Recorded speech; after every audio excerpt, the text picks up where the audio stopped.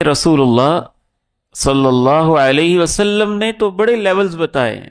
اگر انسان لمبی چوڑی تہجد نہیں بھی پڑھ سکتا تو کم از کم 2 رکعت ہی پڑھ لے، اور ان 2 رکعتوں میں 10 آیتیں ہی پڑھ لے. رسول اللہ صلی اللہ علیہ وسلم ارشاد فرماتے ہیں من قام ب10 آیات لم یکتب من الغافلین، جو رات کو اٹھ کے اللہ کے سامنے نماز نفل پڑھتا ہے اور اس کے اندر صرف 10 آیتیں تلاوت کر لیتا ہے، اللہ اپنے فرشتوں سے کہتے ہیں لکھ دو کہ میرا بندہ غافل نہیں ہے. 10 آیتیں. آخری 2 صورتیں ہیں نا، سورۃ الفلق اور سورۃ الناس، یہ 2 صورتیں پڑھیں تو 11 آیتیں بنتی ہیں. تو گویا کہ آخری 2 صورتیں ہی پڑھ لیں، 2 رکعتوں میں 2 صورتیں ہی پڑھ لیں، تو کم از کم آپ کا نام اللہ رب العزت غافلوں سے نکال دیں گے کہ یہ بے خبر نہیں ہے،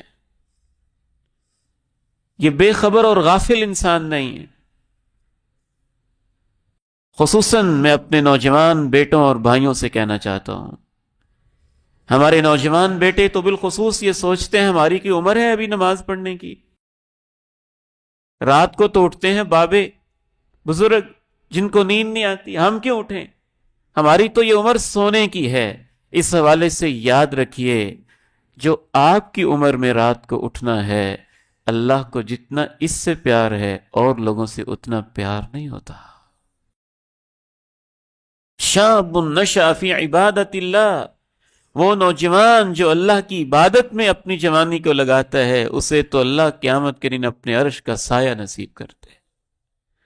اور دوسری بات یہ بھی یاد رکھیے کہ عموماً بڑھاپے کے اندر بھی رات کو اٹھنا اسے ہی نصیب ہوتا ہے جو جوانی میں بھی اٹھتا تھا. جس کو جوانی میں توفیق نہیں ملی تھی، خطرہ یہ ہوتا ہے کہ اس کو بڑھاپے میں بھی کمی ملتی ہے، کیونکہ اس عمر میں پہنچ کے عادتوں کو بدلنا مشکل ہو جاتا ہے. تو جس کو بچپن سے ایک عادت ہوتی ہے، جوانی کی عمر سے عادت ہوتی ہے، اسی کو اللہ بڑھاپے کے اندر توفیق بھی دیتا ہے.